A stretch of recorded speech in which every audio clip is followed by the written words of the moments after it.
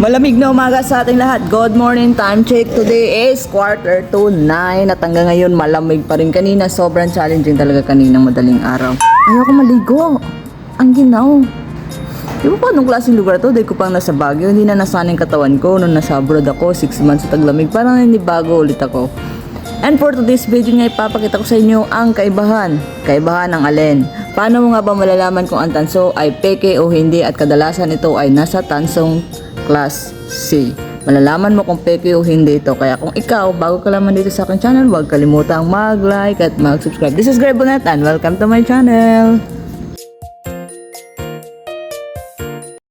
So, isa nagtanong sa akin sa TikTok talaga. Ito talaga yung main reason kung bakit nag-content ako ng ganito. Paano malalaman ng isang tanso ay tunay at isang tanso ay aluminum? So, dito may dalawa akong sample. Kung makikita nyo is parehas lang sila, di ba? Parehas lang. Pero ang isa ay aluminum at ang isa ay tanso. Paano mo malalaman na ito ay isang tanso at ito ay isang aluminum? Napakasimple! Ang una ay, pag nakikita nyo to is ito ay kulay pula. Ayan o, kulay pula talaga siya at malambot pero mahirap pag-iwalayan. Ito ay tunay na tanso. Yun ang pinaka-basic para malaman mo na ang isang tanso ay tunay. Ganitong klaseng tanso ay bilong ito sa copper siya. Linawin ko lang, ito pula. Ayan o, pula. Yun ang pinaka-basic. While ang aluminum naman ay puti. Nakikita nyo? Yan ang pagkakaiba. Puti dito at masyado siyang matigas. Ayan o, napakatigas. Katulad nito, ito ay isang aluminum. Kita nyo, puti. Tingnan yung pagkakaiba nila. Ayan o. Ito, tunay na tanso, pulang-pula. Ito ay tansong pula. Ito naman ay aluminum. Kita nyo o. Saka masyadong tuod. Kung makikita nyo, masyadong siya tuod. Unlike sa tunay na tanso is malambot. Ayan o. Yun ang pinaka-basic. Ayan yung pagkakaiba nila. Kung ikaw ay naguguluhan, ito yung pagkakaiba nila. Yung iba naman ang ginagawa nila ay ginigrind. Para malaman na ito talaga, kung ikaw talaga ay nagdadalawang isip, ang baka mamaya nabili ko ito isang peke pala o isang tunay na tanso is kailangan mo na lang i-grind for your ano lang ba, peace of mind, para hindi ka mabodol, hindi ka magoyo kung ikaw ay mamimili ng tansong pula.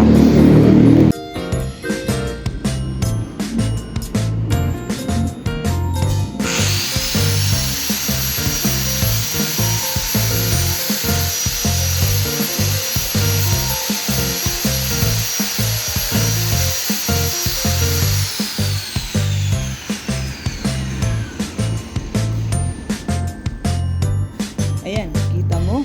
Ito ay isang aluminum dahil puti siya. Kailangan mo lang i-grind. Ngayon, susubukan natin i-grind ang kulay pula.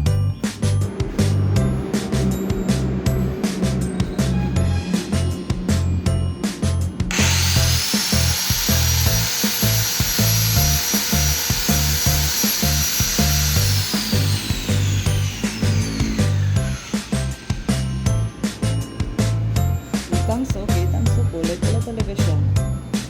Yan.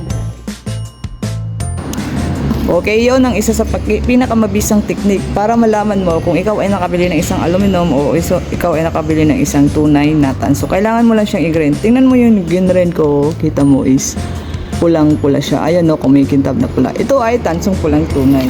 Ito naman ay isang aluminum. Tingnan nyo, tingnan nyo. O diba, puti lang siya.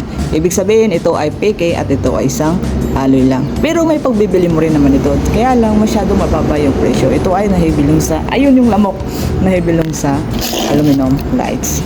At ito rin, makikita nyo rin, ito ay peke. Ayan o.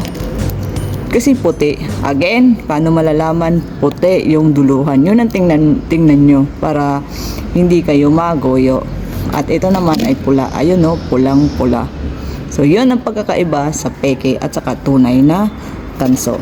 Kung ikaw ay isang mangalakal o nagtatrabaho sa junk shop o ikaw ay isang receiver, please, huwag kang maging masyadong kampante. Kasi yung mga taga-benta, yung mga customer, tinatawag natin customer, gagawin nila ang lahat para makabenta.